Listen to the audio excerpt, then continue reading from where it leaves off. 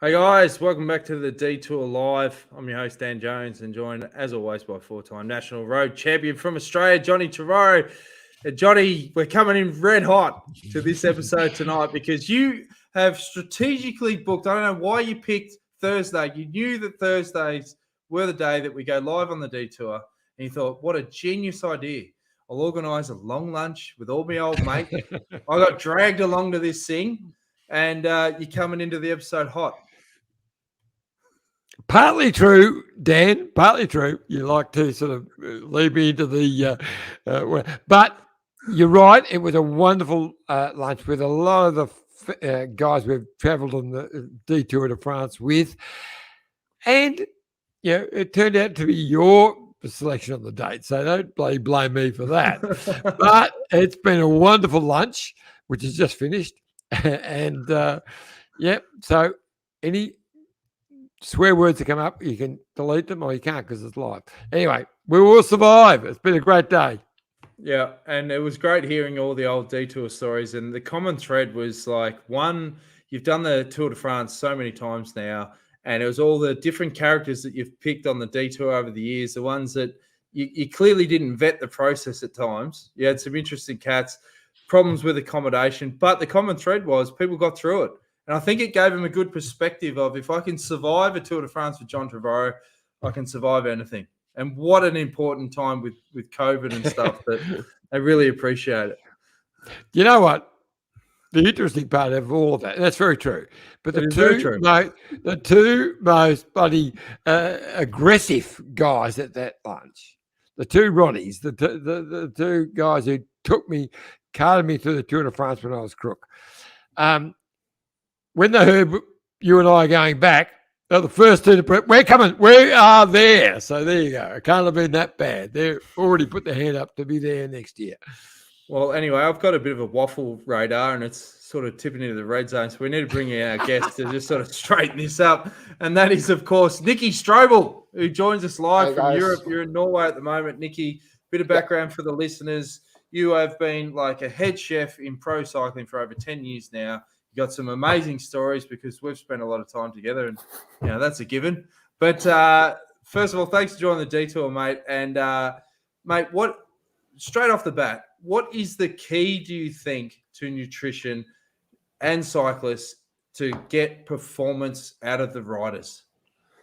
The key is first of all actually making them eat enough.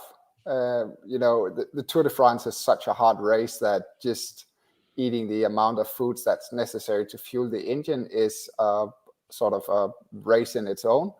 I think this year we calculated on one of the harder days, the boys had to eat 5 kilos of pasta if they needed to cover their energy needs for the day. So 5 kilos? 5 kilos of pasta. Really? So, yep. It's quite a big amount of food that you have to consume.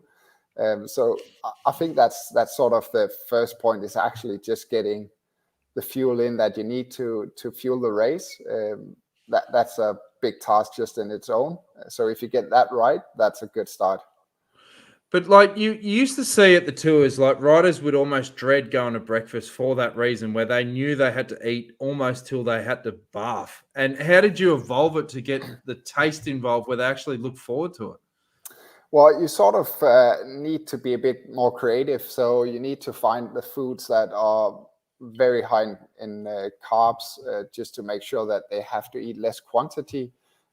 Good tricks are like, smoothies, bread with butter and jam and stuff like that. So like things that are normally considered unhealthy for your average person to eat a lot of.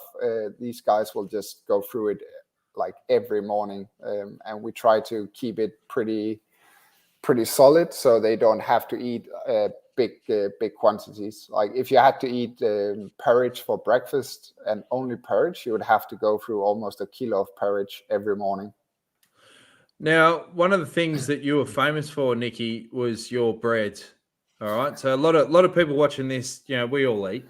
What is the secret to making the and desserts? You like the French dessert. What is the secret to making a cracking loaf, Nikki?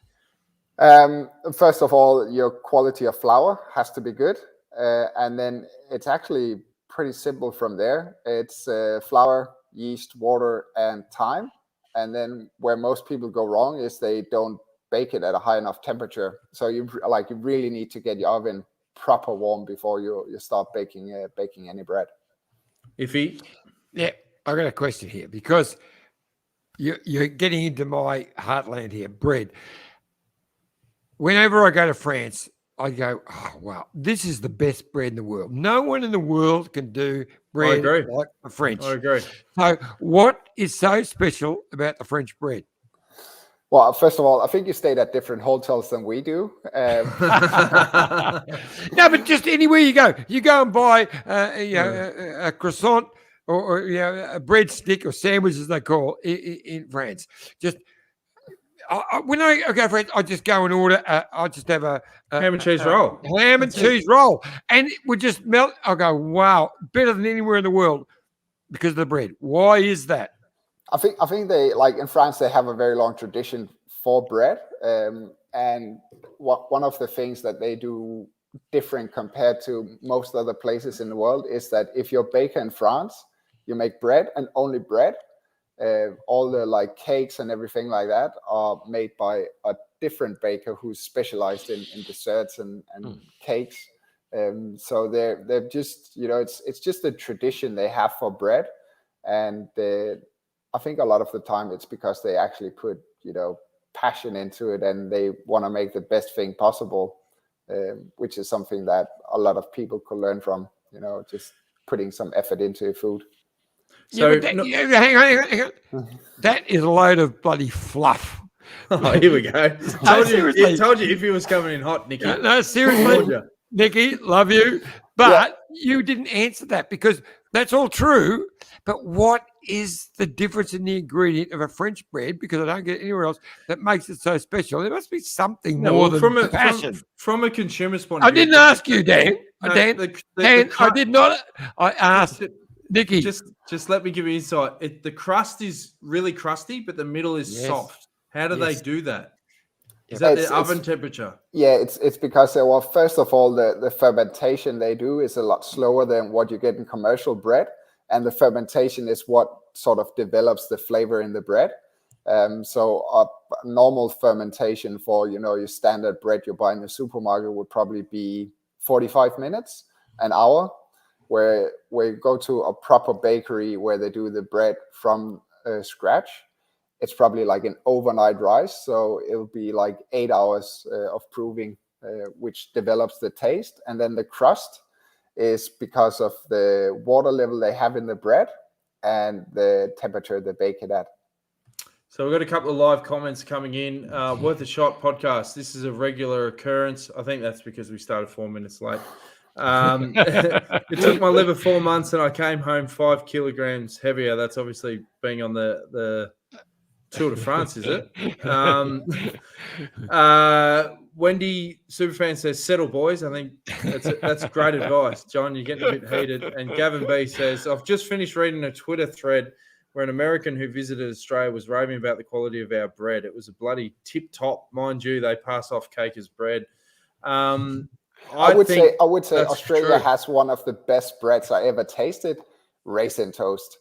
Oh my God. It's the best thing ever. Raisin toast, toasted with just butter on it. Oh. So that's good.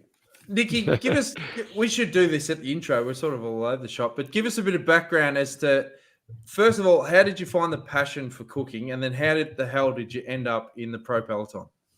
The passion for cooking started when I was very young. I had a granddad who was a chef, and I sort of always been in the kitchen with him, and started from, I think, like 5 years old, and then came straight out of school, started as an apprentice at 15, and then it sort of just took off from there.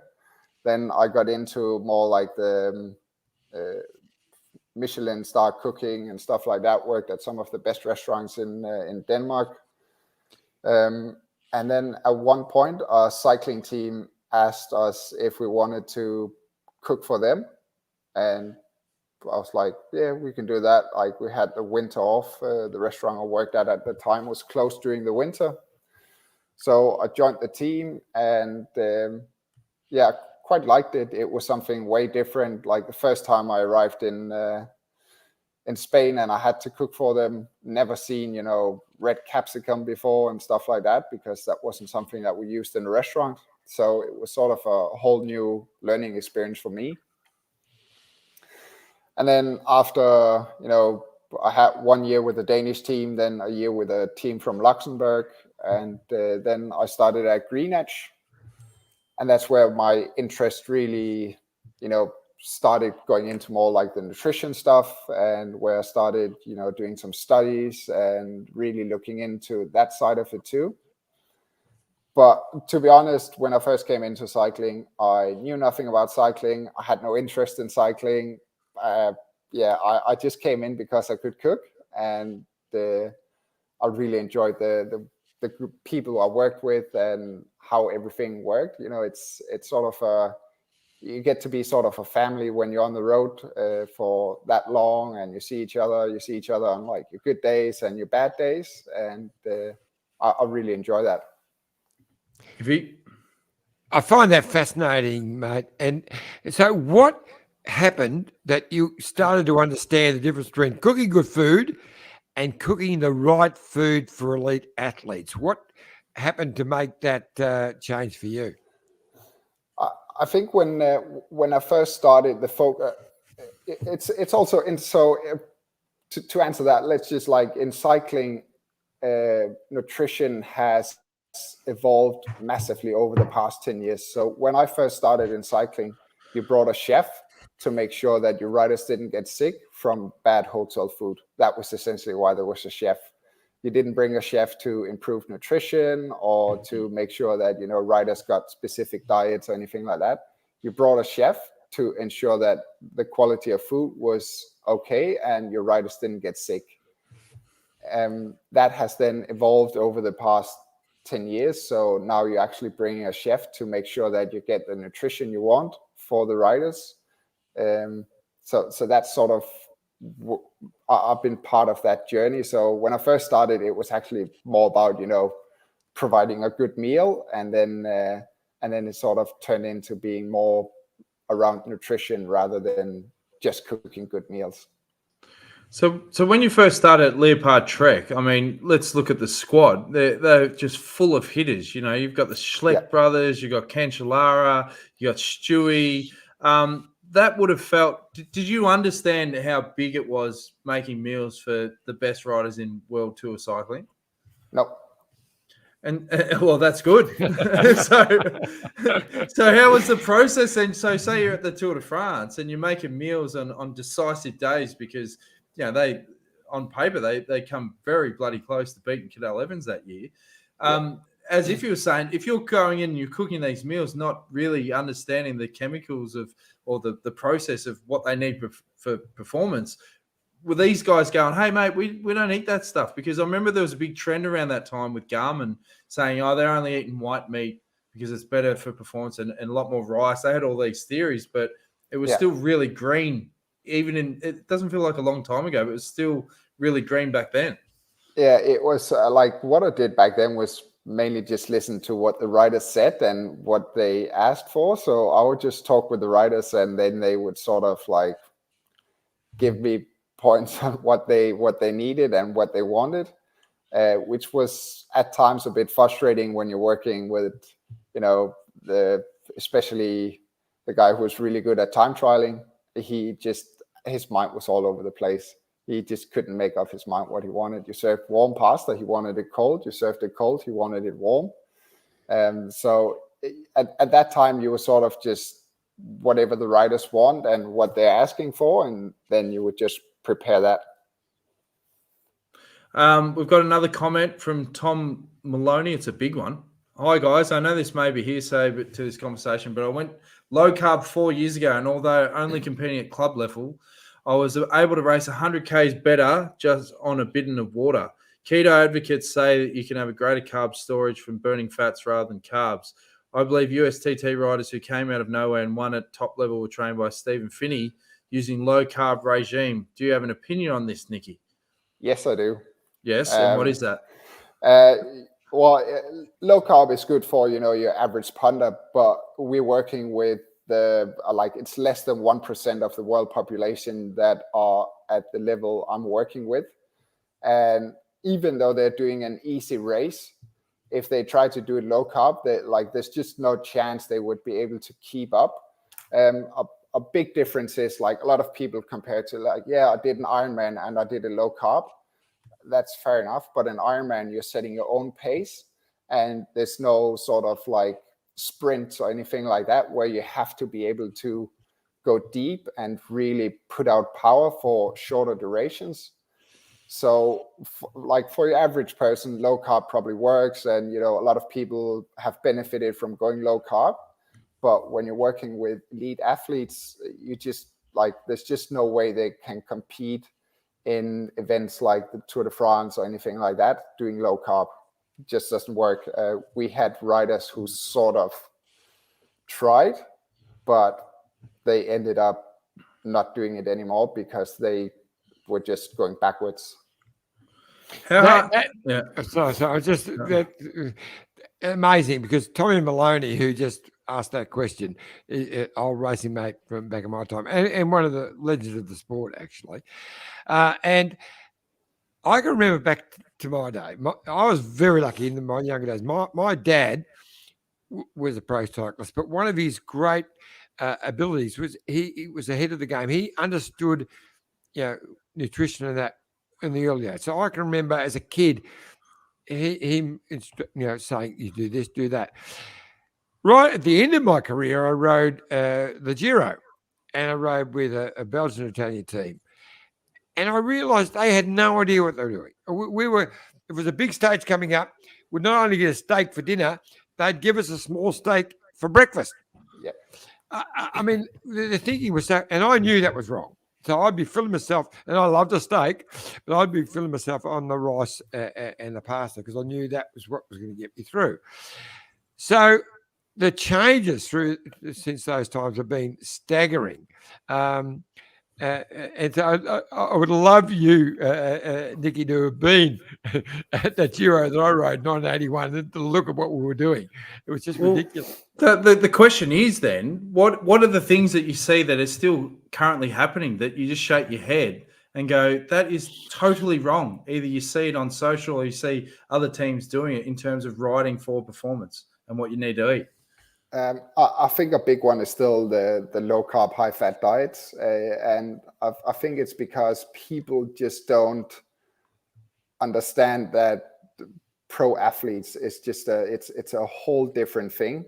You can't really compare it. It's day and night compared to I used to do a bit of triathlon myself, but then I went out training with the bike riders on their recovery days. I was struggling to keep up because they're just that much fitter. They're riding so much faster and they're burning so much more energy. So I think a lot of people are sort of, not really understanding that these riders are something way different than what your normal person are doing. That's a main thing. In regards to what I see that people are still doing wrong, I see riders who are eating Pringles every day in a Grand Tour, and I'm like, are you opening the door for a story here, Nikki? Yeah, I know a story. Let's tell a story. Okay. So 2015, there was a crash on stage 3, and it took out most of the green edge peloton, and Michael Matthews survived that crash. And He thought at the time that he had 3 broken ribs, and he went into the bus and he said, "That's it, the ribs are broken, I'm done." And they said, "Hang on, mate, we'll scan this." They scanned it, and they turned out that it wasn't 3 broken ribs, but it was a hairline fracture or whatever. Yeah. So next day at the start line, he does the interview, and the world media are like, "Michael, you had a big crash yesterday. How are you feeling?" He goes, "Yeah, I got 3 broken ribs." And they go, "Oh my God, that's unbelievable. How are you even racing?" And he got through the stage, and then he got the most combative award because on paper they thought he had 3 broken ribs. Yeah. And there was a Swanee that had a liking to Michael, and I think he might have manipulated the sympathy card there, and he was feeding him Pringles. Now, when they got to like the second rest day, they all had to weigh in just to check how the riders are going. I think he put on about 3 or 4 kegs, and they're like, "What the hell is going on here?" And then they tracked it back to. Well, I think it was one of the days we stayed at I don't know, like we stayed at small apartments at one point, and he showed up at dinner with his tub of Pringles, and I was like, "That's it. What's going on here?" And he was like, "Oh yeah, like, you know, every night I have a few Pringles." I'm like, "Do you eat the whole thing every night?" He's like, "Yep." And we're not talking about like, you know, one of the small ones. We're talking like the big tub. A full tub of Pringles. I was like, you know what? Like, we could probably find something that's healthier for you and would help you. But he just shook his head and like, I think I was his bodyguard on that Giro, and so it's probably partly to blame. It was just one of those things where you just like. You try to convince him with, you know, this is not the best for you. You can do better, and he's just like, "No, I'm doing fine on Pringles, so I'll just keep on doing that." And you're just like, "Boy."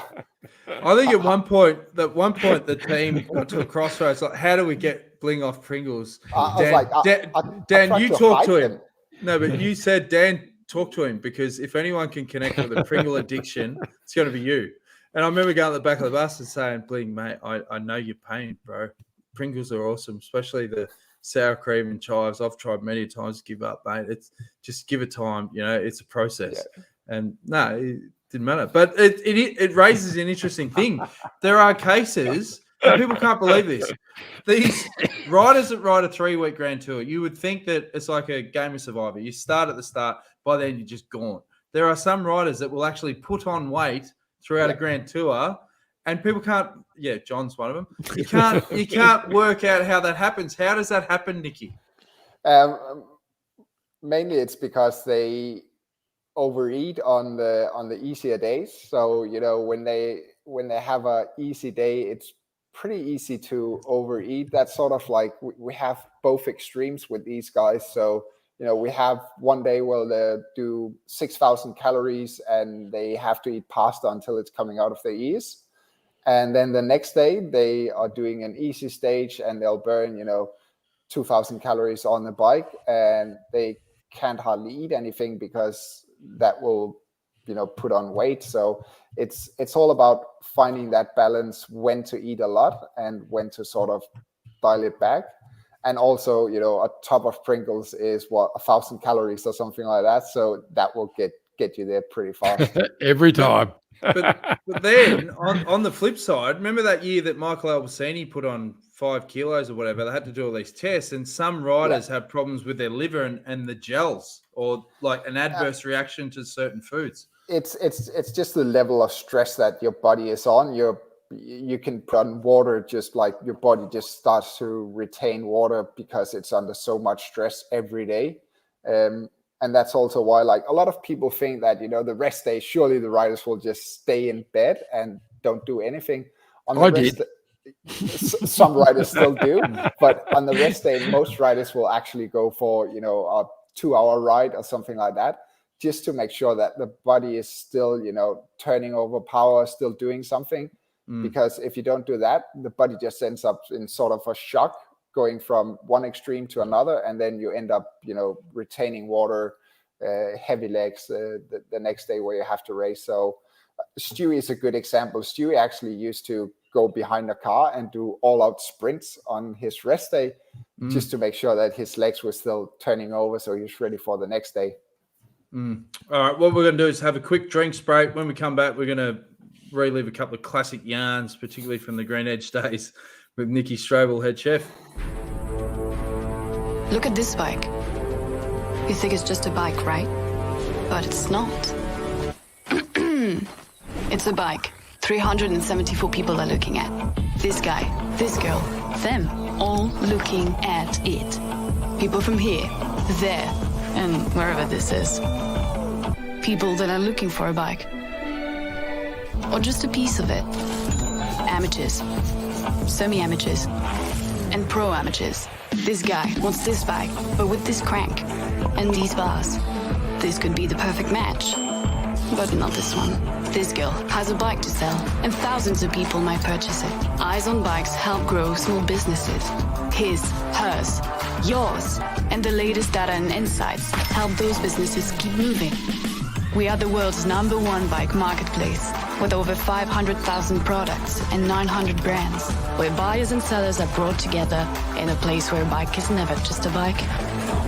Bike Exchange, where the world buys, sells, learns, and rides. Life is like a two-way street.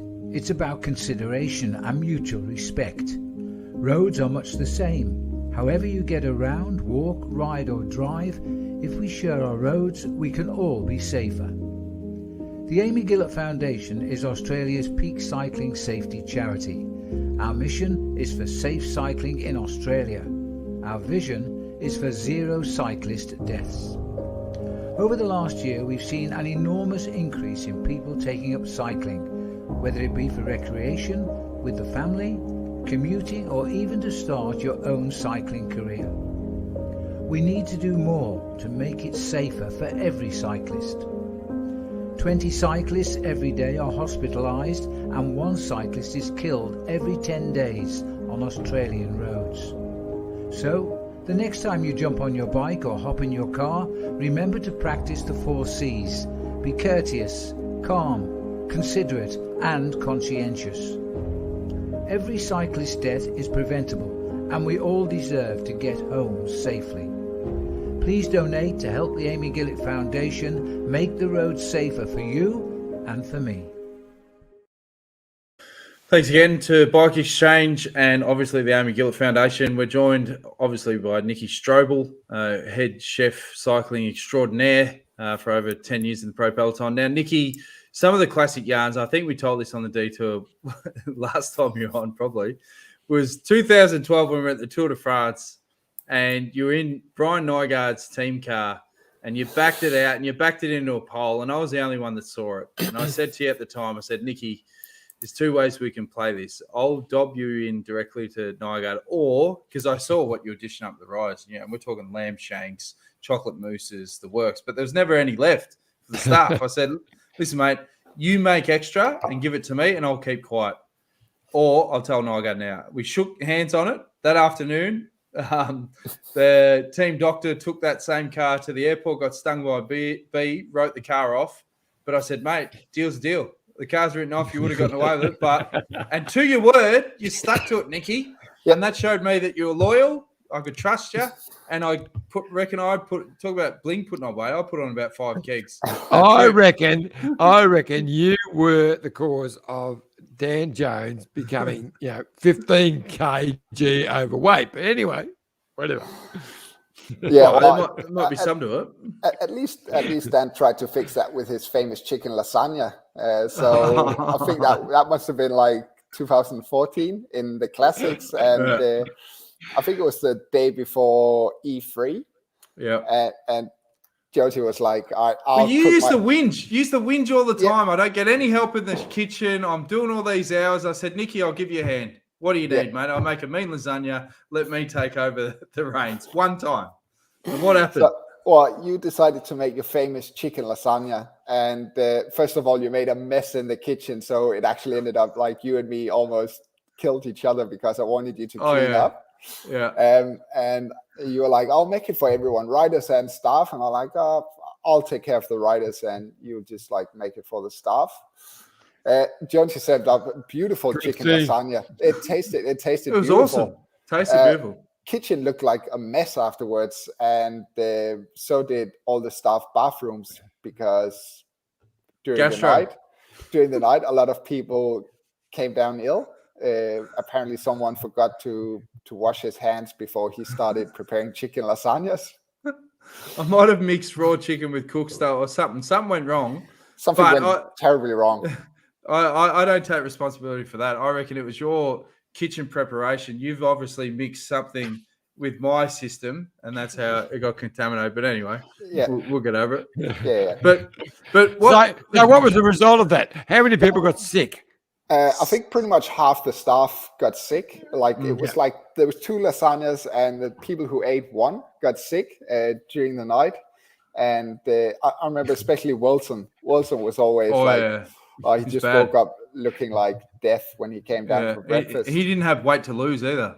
And No. the ones like Lorenzo, he was loving it. He dropped 5 kegs in 3 days. But a lot of the people were filthy, and I was barred from the kitchen after that. But on a serious note, I mean, obviously with COVID, I mean, how much did the protocols change around food and food preparation? Because we used to take that for granted, and we used to laugh about it, like, you know, contamination or whatever. But with COVID, it must have changed dramatically. Yeah, well, it was actually most changes outside the kitchen. Obviously, in the kitchen, you had to wear your mask and stuff like that.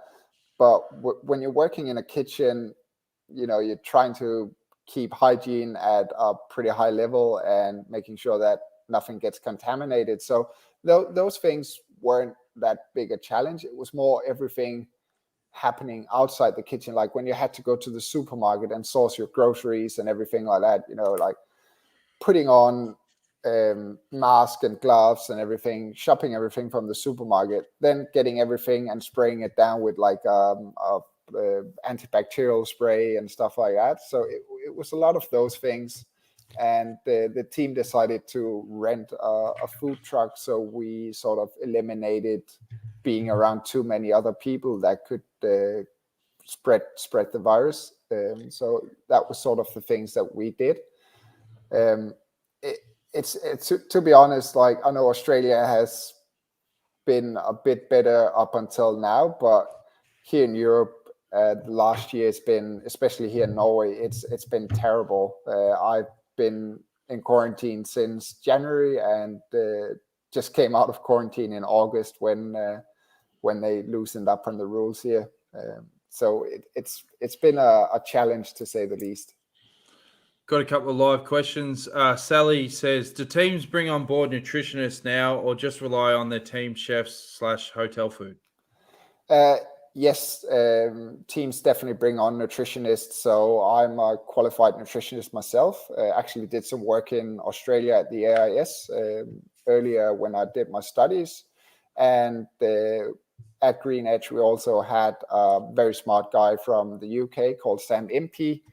And I think at this point, every team have a nutritionist in combination with a chef, or a nutritionist who also function as a chef. So when did the team start weighing food? That was something that never happened when I was there. But then when I spoke to Bewley recently, he said they literally, based on body weight, they would weigh food to work out how much a rider needed exactly after a race. Yeah, so it's sort of a system that we implemented in the last 2 years. And it came from the whole thing with actually eating enough food. We saw a trend that riders were just not fueling well enough, especially after the stage and during the stage. So we made a system where riders let us know what they have for breakfast and what they have during their ride. And then we calculate what they need to eat after the stage and how much they need for dinner that night. It's fairly simple. It's like, you know, if you go on MyFitnessPal or something, like, you know, any of those apps you can use today, it's very similar to that. We just made our own little program so that we can control all the variables ourselves. We've got another question from Tommy. Yeah. Do you think that medical science really understands the physiology, developed and makeup of cyclists who ride Grand Tours, as well as a few smaller ones every year? It's sort of a lot of studies are done on elite athletes. Not many are done on elite cyclists.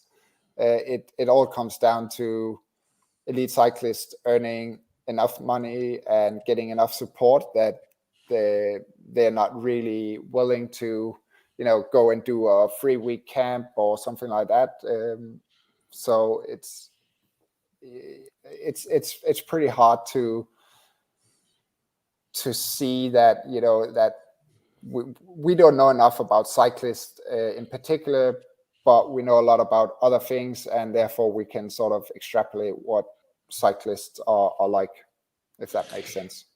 Yeah, no, I just what Tommy's touching on, I think, is that the difference between riding, a week, 10-day tour to a grand tour is immense.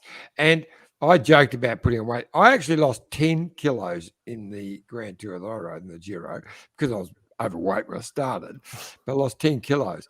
And then went straight in 2 days later to Switzerland, which, I blitzed through. But it's a grand tour, as you mentioned before, Nikki, is so different to any other event.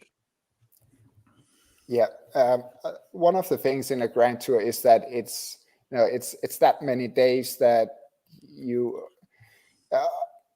there's no way you're getting through a grand tour if you're not fueling well enough and if you're not coming in, fit and ready to go. Where the week-long races, if you under fuel a bit every day and you're not doing it optimally, then you can sort of still get through because it's just a week.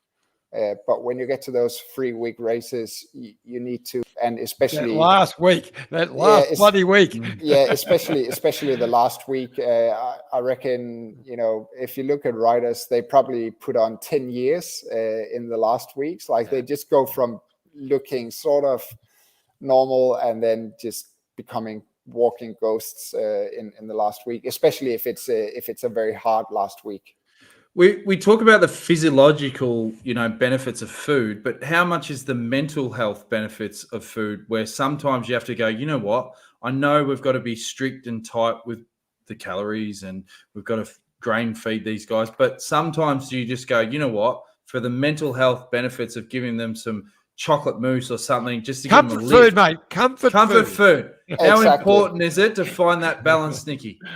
It's very important, and with most people, we look at food, and when you look at it from a scientific side, then food is just numbers. But when you look at it from a human side, food is comfort, it's taste, it's all these things that you put together that creates a meal. It's also something social. So when you actually sit down together with your, like the lunch you just had today, I'm pretty sure it wouldn't have been as enjoyable if it was just you by yourself.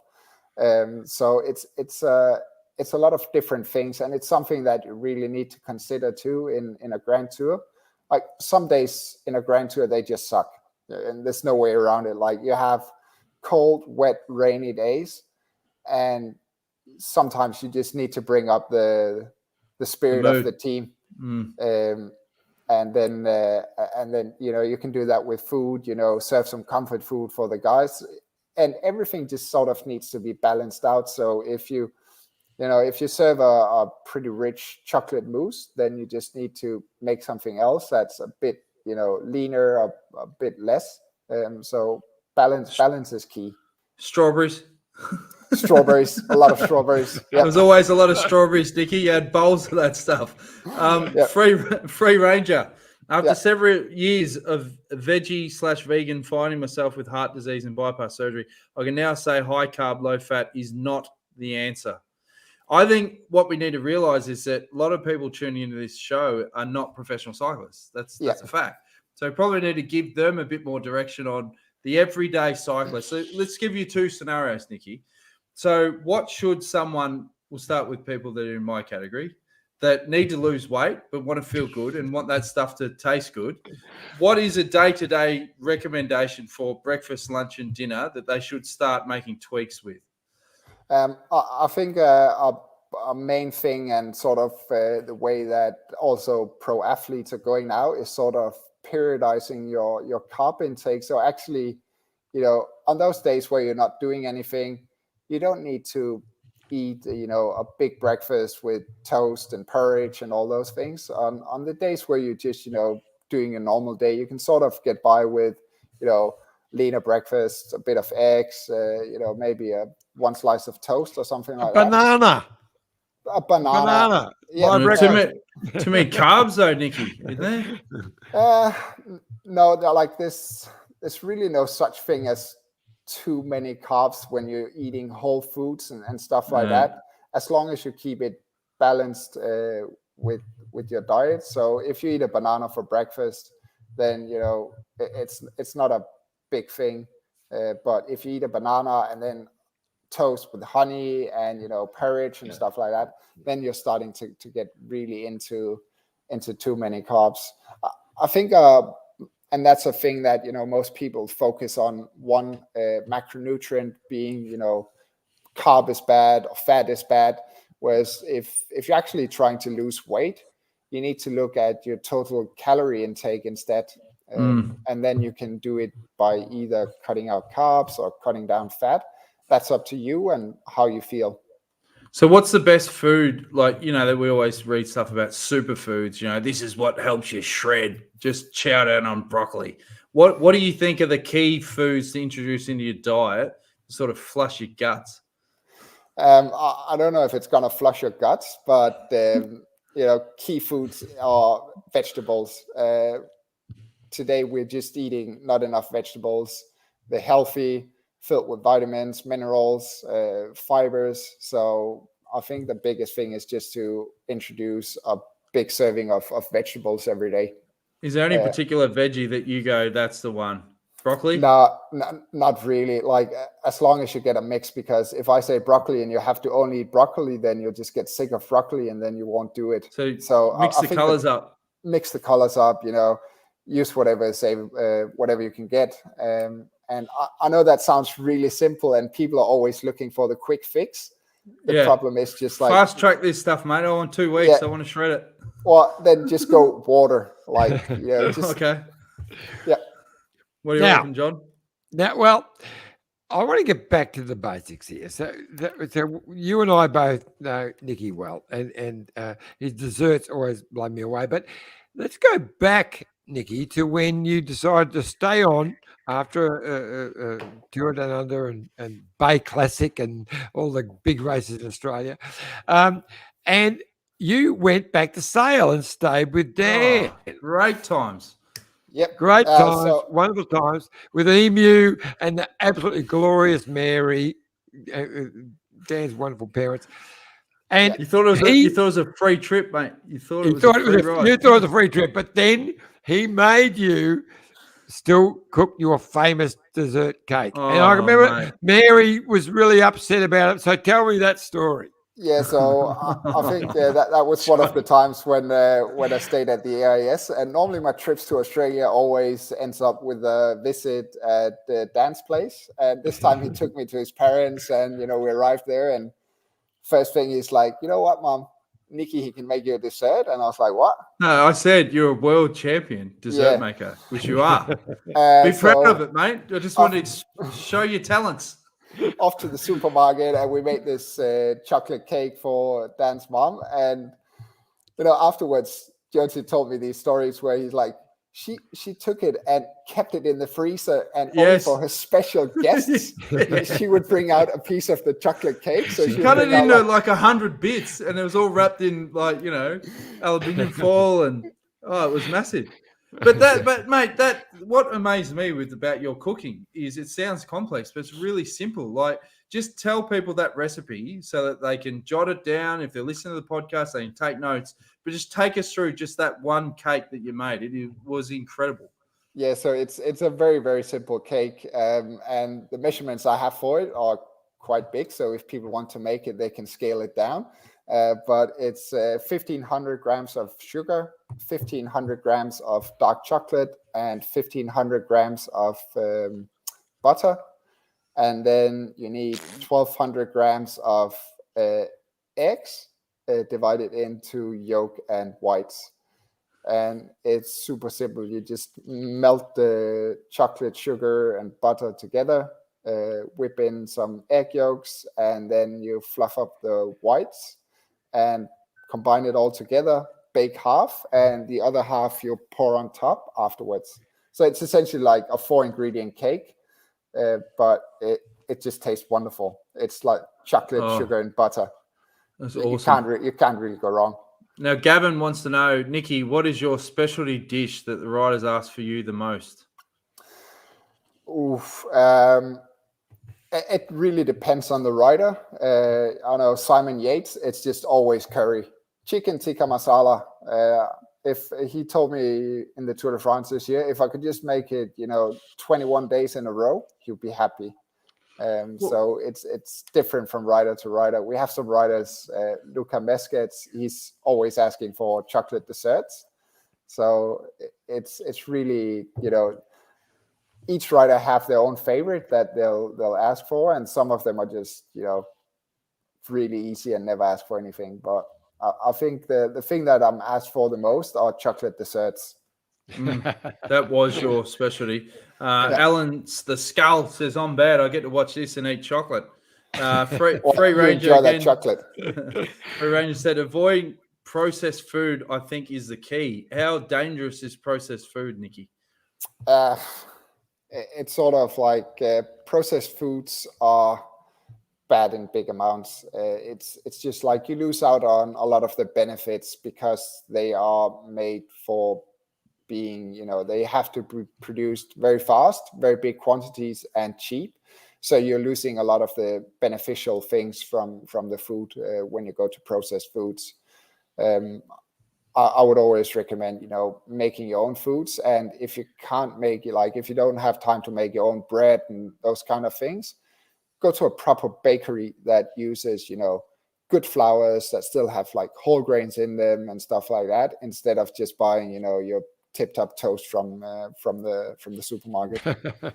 So we talked about like the average punter that wants to lose weight. What about then the next level of high performance for the average punter that wants performance? So what are the key foods they should be eating? So depending on your event that you're going to, but one thing that's very important is that if you're going to do an event that has any intensity in it, you want to have some carbs before that event. Carbs the night before? Night before and breakfast on the day. And I know a lot of races for, your average person starts pretty early. So that might mean getting up 4 o'clock, 5 o'clock, having your breakfast, making sure that you digested that breakfast before you get to the start line. Is there like a set time before, say I start at 8 o'clock, when do I have to have that meal finished? So we normally go for a 3-hour window between breakfast and start, just to make sure that, everything is digested. For some people, it's a bit less. So some people can get by with 2 hours. So what we do is breakfast, then 3 hours where you can have, a little snack, soft drink, or, a piece of fruit or something like that. But generally you would leave between 2 and 3 hours from you finished your meal until you have to start your event. And what about in race? Like I know a lot of pro riders have gels and, they make sandwiches and that, but what do you think are the best foods to have whilst you're in an event? Again, it really depends on how long your event is. If you go above the sort of like 90-minute mark, then you need to have something in your event. It could either be drinks, gels, whatever you can find and whatever you like and what's easy to eat. There's a big difference between eating something on the bike and having to eat something when you're running or something like that. So it needs to be something that's practical, something that you will actually eat during your event. And then try to really aim for about 60 grams of carb per hour.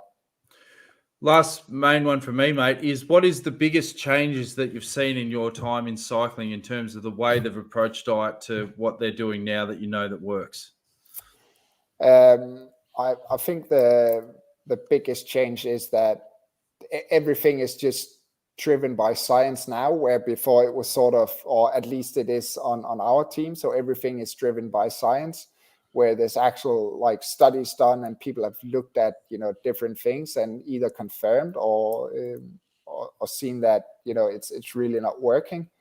So when I first started, there was a lot of sort of pseudoscience where people would, I heard this guy doing this and, I saw a guy eating an onion the other day, so I'm going to eat an onion now because he won the race the other day. Roast garlic was a big thing at one point there. Remember we were roasting bulbs of garlic and Damien Housen was in the peloton and there was like gaps forming behind him. And Just Yeah, seeping through the pores. There's been like all sort of different crazes. We had one rider who were eating like gels made of different fats and stuff like that. Where, yeah, it's probably the biggest thing is that now it's driven more by science than it was back then. I think back then people also just, I heard this is good because I really like this. Yeah. And then they would just do their own thing. Iffy. So I'm lucky enough to have a few mates who are, entrepreneurs, the leaders of. You're a hitter, mate. Well, I'm not. I'm actually on the coattails. I live the champagne lifestyle on a beer budget. But some of my very good mates who are right at this moment with COVID and all of that are under pressure, but they are still leading us ahead. What can you suggest for these guys under pressure is a good basic diet for them? Because obviously they're probably drinking a fraction too much red wine, but what can help them get through this tough time? Well, and I'm not talking just about Jerry, but there are others out. No, but it also depends. That's our last show, folks. Thanks for joining us on the detour. Sorry, Nikki.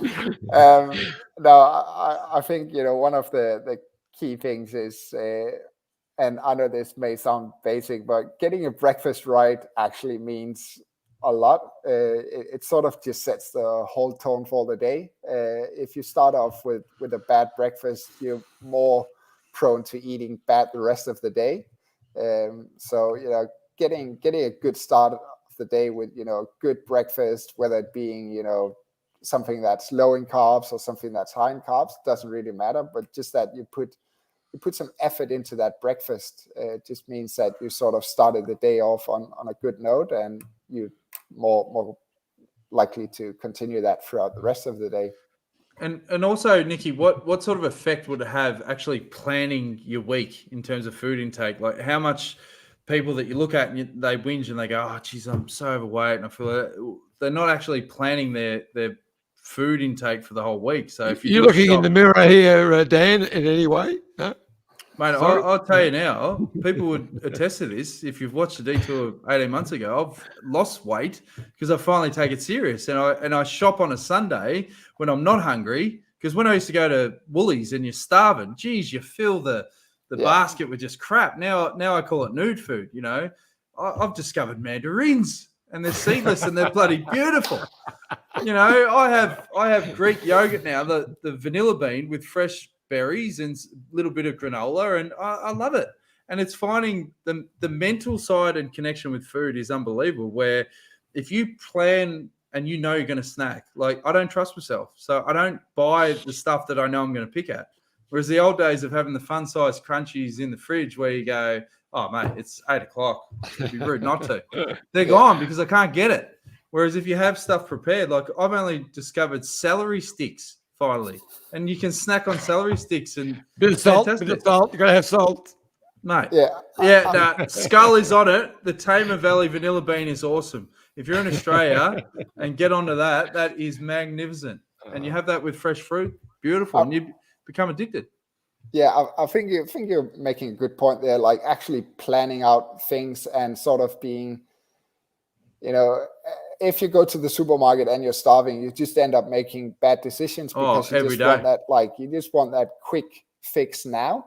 It's a bit like, putting a Band-Aid on a bullet wound. Like you just sort of, you're not really solving the underlying problem where like you need to get some proper food in. You're just fixing it with fast sugars and stuff like that. So planning out your week is definitely a good thing. It's planning. And also trying to sort of stay ahead of your hunger so that you don't get to that point where you just go crazy and you're just trying to find whatever you can eat. So just that little bit of snacking before you get to that point can definitely help. If you're spot on. Last night it was our fish and chip night, and I rang early because I know it's very hard to get in at the moment. Hang on, is that grilled fish and chip night, or is that battered? Grilled fish and a bit of everything. But so I rang early, and when I went and collected it, I noticed the package was half the size of what it is when I get there late and order at the counter when I'm hungry. Double the size. So it was amazing how it changes. Anyway, Yeah. by the by. So you're saying if you ring ahead, it's bad or better because you get less? Oh, good, because you're ordering what you really need. But when you get there and the smells get to you, you just that's right. twice as much. Battered Sav, deep fried Mars bar, the works. Yeah, I know that. Like, I had a few trips to Macca's with Dan where you just like Oh, roll hey. up and you just end up like the drive-through where you just end up like, yeah, can you just get us one of each? 20 nuggets just to wash it down. Probably when they pour it in. Yeah. Well, mate, it's been a bloody fascinating chat. I know that you're winding down your time at Green Edge, but you're joining a new team next year, Norwegian team.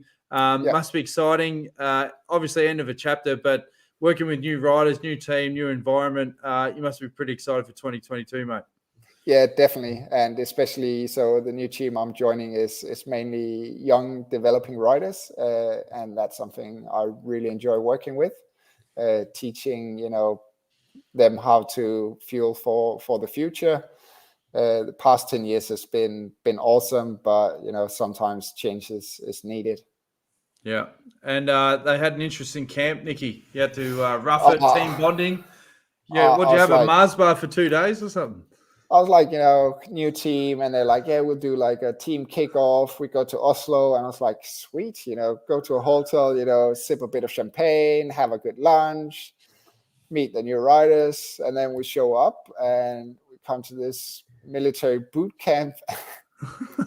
We like gave us a Mars bar and then a tent, and here you go. Here's your food for the next 2 days, and here's a 20 liter of water that you have to carry around at all times. Make sure you not pour it out, because that's also your drinking water for the next 2 days.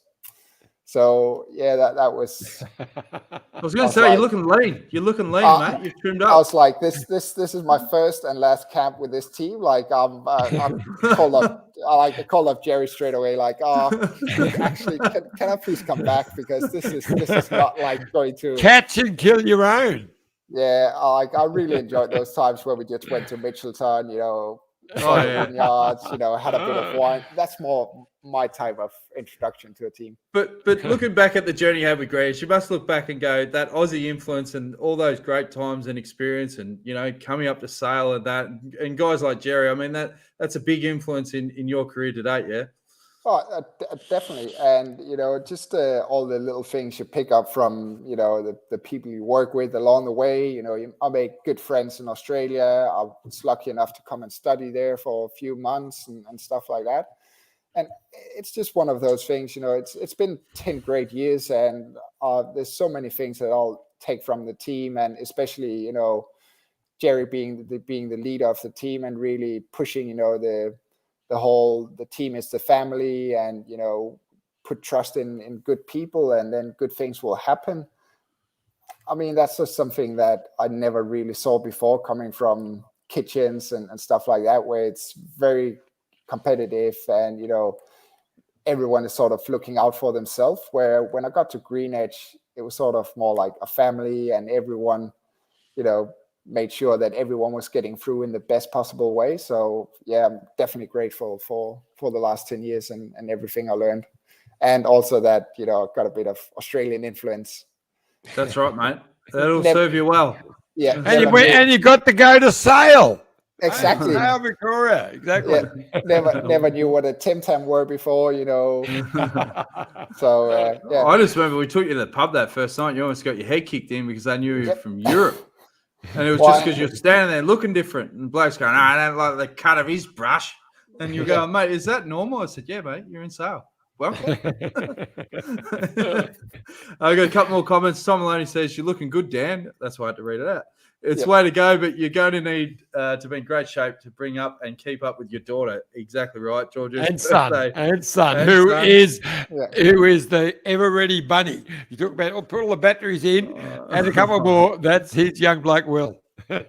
We'll do another podcast because Jan says, thanks, guys. Very motivational podcast. Maybe we'll do one on parenting and we'll actually ask the audience for tips because I'm not going there. I'm not going there. Oh, I do have 12 grandkids, but I'm not going there. I'll tell you what. It's funny how 3-year-olds, like the things that they pick up on. And when you, this is so off topic, but you try and get them to bed and they start mocking you. Like my daughter who's 3 and my son who's 4, she'll go, okay, Will, we need to calm down. It's been a big day. Now we need to go to bed. And she does the hand movements as well. And I'm going, you are literally taking the piss out of me right now. Fantastic. Will Wizard goes, is Nikki going to X? Is that the team? Yes, the team is called X. Yep. Careful, because Will Wizard, he just sniffs stories, doesn't he? He's a story breaker. Yeah, he's He'd amazing. be right. He is amazing. He's only been wrong once. Don't piss him off, because then he starts coming at you with comments and sledges. But hey, Nikki, it's been an absolute pleasure having on the show, mate. We wish you all the best with a big 2022. Keep churning out those chocolate cakes and chocolate mousses, and look forward to you coming back to Australia, mate. And I'll take you back to Sale, and this time you won't have to make a cake. I've got the recipe now. I'll do it for you. Thank you very much. Good on you, Nikki. Yeah, You're a mate. legend, mate. Thank you, guys. Take it easy. Thanks, mate. Thanks, mate. Thanks, heaps. Nicki Strobel, absolute legend, Iffy. We had another comment from Wendy Superfan. She says, hey, John, I see the Bay Crits are back next year. You can confirm or deny. Hush, hush, hush.